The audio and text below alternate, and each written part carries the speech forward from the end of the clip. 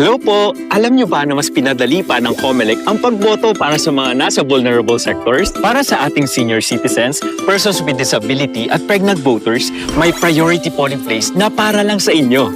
Ito ay isang special na polling place na nasa ground floor lamang para hindi po kayo mahirapan.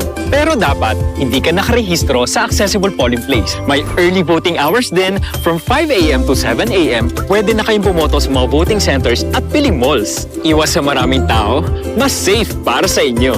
Para sa mga indigenous peoples, ang COMELEC na mismo ang lalapit sa inyo. Meron pong accessible voting center na malapit o nasa komunidad ninyo. Hindi niyo na po kailangan maglakbay ng malayo.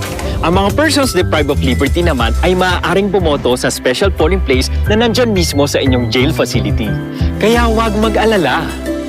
Maginhawa pagboto, sigurado! Ang COMELEC po ang mag-aalaga sa inyo. Serbisyong may puso. Tara na!